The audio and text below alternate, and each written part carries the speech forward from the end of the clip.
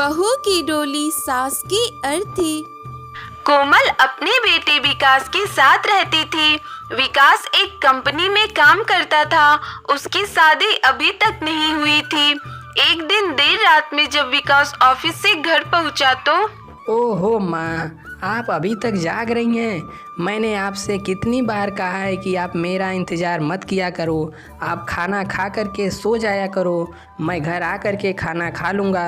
मैंने भी तुझसे कितनी बार कहा है कि मैं खाना तभी खाऊंगी जब तू घर आ जाएगा। तेरे पास तो अपने ऑफिस में काम करने के लिए खूब सारा वक्त है, पर अपनी माँ के लिए बिल्कुल भी वक्त नहीं है ना? ओहो माँ, आप भी ना। चलिए अब जल्दी से खाना खाइए, फिर आपको दवाइयाँ भी तो खानी है ना। इतना कहकर विकास खाने के लिए बैठ गया। विकास कंपनी में एक बड़ी पोस्ट पर काम करता है। उसे घर आने में अक्सर ही लेट हो जाता था, पर उसकी माँ तब तक इंतजार करती थी और अपने बेटे के साथ ही खाना खाती थी। उस दिन भी ऐसा ही हुआ और फिर अचानक से खाना खाते हुए कोमल रोने लगी। अरे अरे, क्या हो गया माँ? आप रो क्यों रही हो? रो नहीं तो और क्या करूं, तू ही बता। हाँ, पर क्या कर दिया मैंने? तू नहीं कर रहा है, यही तो सबसे बड़ी परेशानी है। तू ही बता, मेरे मरने के बाद तेरा खाने पर इंतजार कौन करेगा? मेरे ना रहने पर तेरा कौन ध्यान रखेगा? अरे माँ, यह सब क्या फालतू की बातें सोच रही हो आप? मेरी बात मत काट तू, आज तुझे बताना ही होगा। आखिर तू शादी क्यों नहीं करना चाहता है? कोमल की बात सुनकर विकास परेशान हो गया, पर उसने अपनी माँ को कुछ नहीं बताया। और फिर अगले दिन शाम में देखो माँ, आज मैं पूरे 2 घंटे पहले घर आ गया हूँ। अब जल्दी से आप खाना लगाओ, मुझे बहुत जोरों से भूख लगी है। खाना बाद में खाएंगे, पहले मुझे तुझसे कुछ जरूरी बात करनी है। जरूरी बात? क्या हुआ माँ, आपकी तबीयत तो ठीक है ना? हाँ, मैं बिल्कुल ठीक हूँ। वो क्या है ना, मेरी एक सहेली है रानी, जिसकी एक बेटी मधु है जो बहुत ही सुंदर और होनहार है, तो उससे शादी कर ले। माँ, आप ये शादी की जिद छोड़ क्यों नहीं देती? क्यों छोड़ूं? मेरा मन नहीं करता क्या पोता पोती खिलाने का? हाँ बता मुझे। अरे तेरे पापा के जाने के बाद मैंने तुझे पढ़ाया लिखाया और एक कामयाब इंसान बनाया, और तू है कि अपनी माँ की एक छोटी सी बात नहीं मान सकता है। देख, आज तेरा कोई बहाना नहीं चलेगा, तो मुझे साफ साफ बता दे कि तू शादी क्यों नहीं करना चाहता है। माँ, ऐसी कोई बात नहीं है, मैं शादी नहीं करना चाहता, पर डरता हूँ कि वह कैसी होगी, मेरी माँ का ख्याल तो रखेगी। और वैसे भी माँ, मैं अभी काम पर फोकस कर रहा हूँ। क्या फालतू बात सोच रहा है तू? मेरी बहू सबके जैसी नहीं होगी। और एक बात कान खोलकर सुन ले तू, अगर बिना मेरी बहू को देखे मैं मर गई ना, तो तू बहुत पछताएगा। अरे माँ, ऐसा कुछ नहीं होगा, आप ना कुछ ज्यादा ही सोच रही हैं। देख, मैं नहीं कह रही कि तू मेरी पसंद की लड़की से ही शादी कर ले। अगर तुझे कोई और लड़की पसंद है तो उससे ही तू शादी कर ले। अरे नहीं नहीं माँ, ऐसी कोई बात नहीं है। क्यों? वो लड़की जो तेरी ऑफिस में काम करती है, क्या नाम है उसका?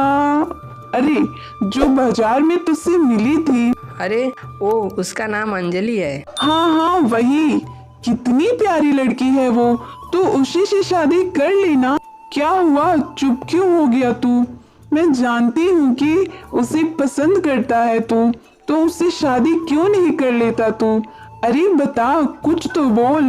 माँ, बहुत रात हो गई है, अब आप सो जाओ, हम कल बातें करेंगे। इसके बाद विकास अपनी माँ को उसके कमरे में पहुँचा दिया और खुद अपने कमरे में आकर सो गया। अगली सुबह जब विकास उठा तो उसने देखा कि उसकी माँ अभी तक सोई हुई है। उसे बड़ी हैरानी हुई, क्योंकि कोमल रोज जल्दी जगकर सारा काम करके तब विकास को उठाती थी। विकास को चिंता हुई, वह तुरंत अपनी माँ के कमरे में गया तो उसने देखा कि उसकी माँ जमीन पर गिरी पड़ी है। यह देखकर विकास घबरा गया। वह तुरंत अपनी माँ को हॉस्पिटल ले गया तो डॉक्टर चेकअप के बाद विकास से बोला, मिस्टर विकास, आपकी माँ को लकवा मार गया है। फिलहाल उनकी तबीयत स्थिर है। अब ज्यादा दिनों तक ठीक नहीं रह पाएंगी। आई एम सॉरी, पर आप इनकी जितनी सेवा कर पाए उतना ही अच्छा होगा। डॉक्टर की बात सुनकर विकास को ऐसा लगा जैसे उसकी सारी दुनिया ही उजड़ गई है। वह अपनी माँ के पास गया। कोमल सब कुछ देख तो पा रही थी पर कुछ बोल नहीं पा रही थी। तभी कोमल की आंखों में से आंसू आ गए। वह विकास की ओर देख रही थी। विकास समझ गया कि उसकी माँ उससे शादी की बात कर रही थी। इसके बाद वह अपने ऑफिस के कैबिन में जाकर रोने लगा। कुछ देर बाद उसने अपनी दोस्त अंजलि को फोन करके अपनी कैबिन में बुलाया। जी बताइए सर। मैं बस इतना चाहता हूँ कि तुम बस कुछ घंटों के लिए मेरी पत्नी होने का एक्टिंग कर दो, ताकि मेरी माँ को लगे कि मैंने शादी कर ली है।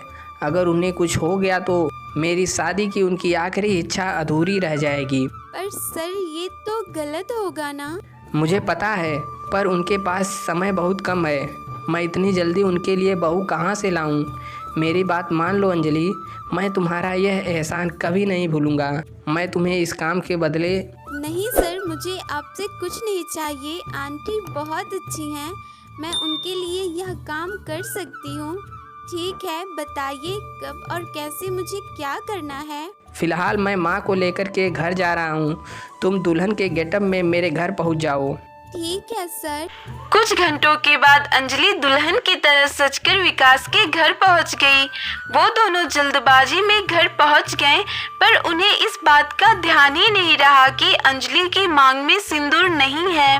माँ देखो, मैंने शादी कर ही ली। आखिरकार आप बन ही गई सास। देखो ना, आ गई आपकी बहू। अब तो आप खुश हो ना?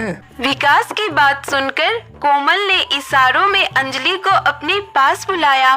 तभी कोमल की नजर अंजलि के सर पर चली गई। कोमल ने देखा कि अंजलि की मांग सुनी है। यह देखकर कोमल सब समझ गई। उसे विकास पर बहुत गुस्सा आया।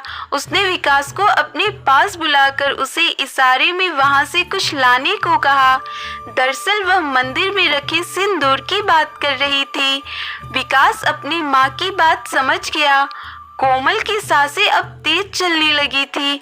यह देखकर विकास तुरंत सिंदूर लेकर आया। उसकी माँ ने उसे इशारे में सिंदूर लगाने को कहा। विकास ने तुरंत सिंदूर को अंजलि की मांग में भर दिया। अंजलि भी इसका विरोध नहीं कर सकी। सच तो यह था कि वो दोनों भी दिल ही दिल में एक दूसरे से बहुत प्यार करते थे, पर वो दोनों एक दूसरे से प्यार का इजहार करने से डरते थे। उनकी शादी को देखकर कोमल मुस्कुराती है और फिर अगले ही पल वह हमेशा के लिए शांत हो गई। यह देखकर विकास और अंजलि फूट-फूट कर रोने लगे। यदि कहानी पसंद आई हो तो वीडियो को लाइक करें और चैनल को भी सब्सक्राइब कर लें और घंटे के निशान को दबाना बिल्कुल भी ना भूलें।